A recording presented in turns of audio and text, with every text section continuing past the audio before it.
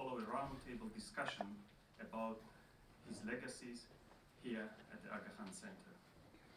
Taking the opportunity, I would like to say a few words about Muhammad Osimi. Muhammad Osimi, the man known as Nelson Mandela of Central Asia, the product and also the representative of the Central Asian civilization, worked all his life to promote intercultural dialogue and integration.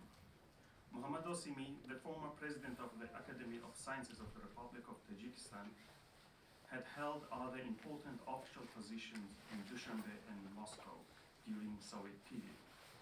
Essentially, as a student of physics, he was a man of diverse interest and capacity. During the World War II, he fought alongside the Soviet army on various fronts. In public life, he was an ideologue who contributed richly to the transformation of Tajik society from medieval to modern culture. As an icon of modernity and progressive ideology, his thoughts and actions impressed the vast majority of his compatriots, all others in Central Asia beyond the border of his country.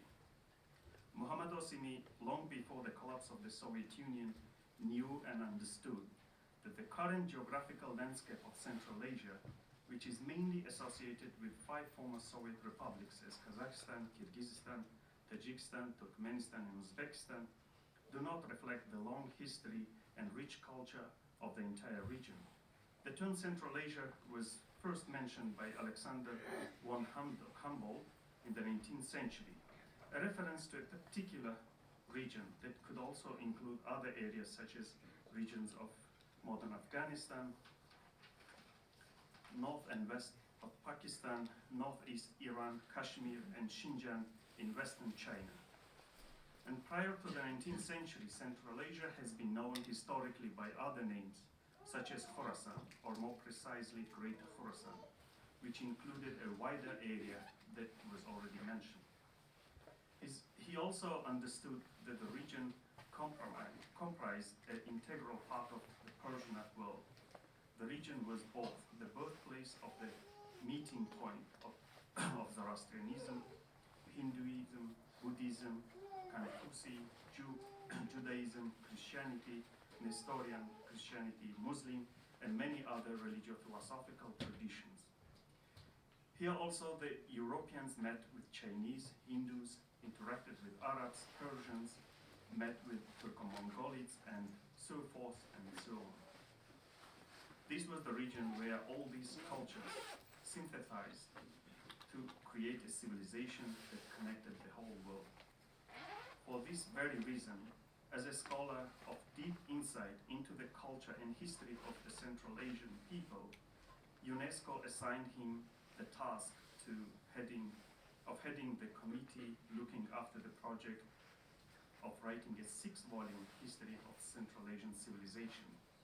This is the most valued and authentic document ever written in Central Asia about Central Asian history and culture and the whole region, which was already defined. The gist of his seminal work sees Afghanistan, Central Asia, and the Caucasus as the regions connecting world civilizations. Related to this, Osimi was deeply interested in the role of Tajikistan. As one of the enlightened republic of the former Soviet Union, he was almost like a link between Tajikistan and the rest of the Central Asia and other neighboring countries, and thus emphasized the great quality of humanism from his inner self. Today we also have, among other guests, Muhammad Osimi's daughters, Gauhar, Dilrabo, Firuza, and his grandchildren here. However, now I welcome Chris Schueler, the director-producer of the Osimi Documentary, to say a few words before the screening of the film. Chris has created over 100 documentary programs in the past 25 years, generating multiple Emmy Awards, and has been broadcast throughout USA and around the world.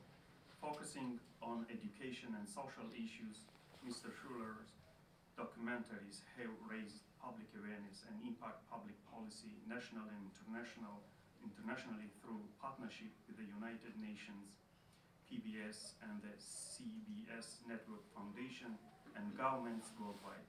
His programs have ranged from global warming solution to opium addiction, and including social topics affecting communities everywhere. He also trains journalists in creating social issue-related documentaries and outreaching campaign in Asia, the Middle East, and Central America, and throughout the United States. He's a graduate of the University of Pacific and holds a master's degree in playwriting and directing from the University of New Mexico. Please, Floyd, yours and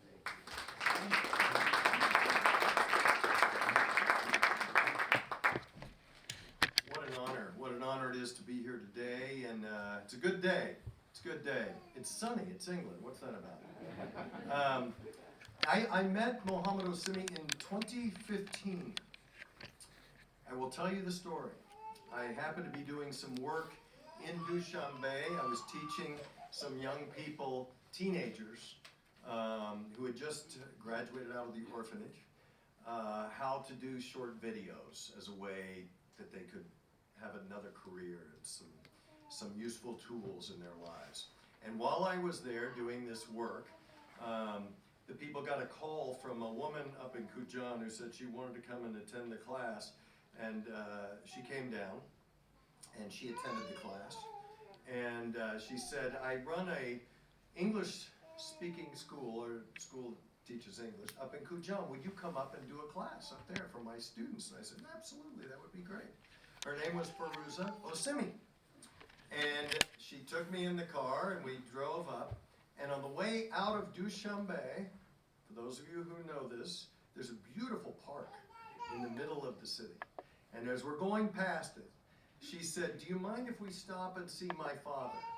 And I said, no, it's fine, it's your car, let's do that. And we stopped, and she got out at the park, and she took me into the park, and we walked around a corner, and there was this beautiful statue. This is my father, she said. And I looked, and I read the inscription, Mohammed Osimi. We got back in the car, and we took 8 hours to get to Kujan, and she told me the story. And that was the beginning, wasn't it? And then we became good friends with the Osimi family.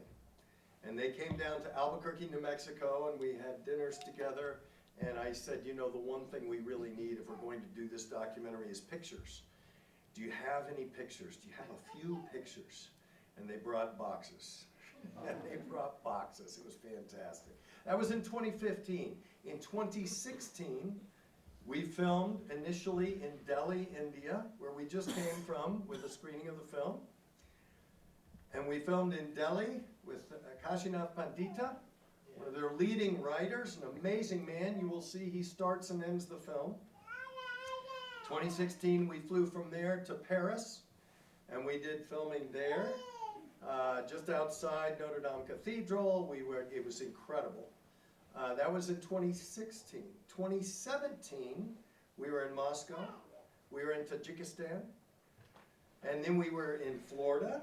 And then we were in Colorado, 2017. 2018, we finally completed the film. Now, I want to tell you just a little bit about production. And there is a lot that goes into it. And there are many, many people that go into it. But one of the critical elements is the sound, is the music, and how that plays in. You are going to hear some of the most beautiful music in this film.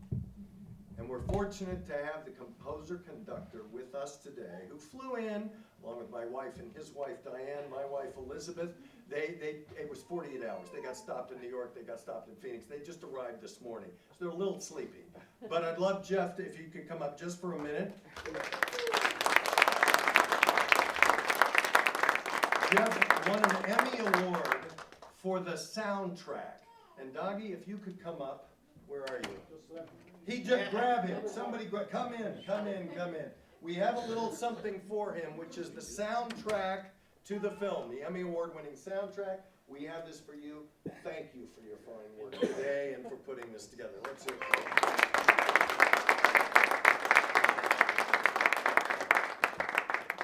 the last thing I'll say before we start this, and Dagi, are you going to be pushing the button? Yes, I will do it. Oh, good, okay. We just want to make sure this, I'm a producer, so I got to make sure all this stuff works. As you listen to the film, I challenge you to hear some very interesting words. This film, as I said, premiered in 2018 all across the United States in all the PBS TV stations. It's been used in universities across the United States. I think today, it is very important to hear the words that are said in this film. By Mohammed Osimi, in his quotes, but also by the people that surround him, who talk about what is happening in the world, and they mean now, today, February 2025, and how important it is for us to come together as humans. I think that is the biggest takeaway for me from the entire. So, with that said, if we can kill the lights, we'll do the light thing here, and then we're gonna run the show, and then I'll let you all take over. Thank you, it's such an honor and privilege to be here with you today. Thank you very much.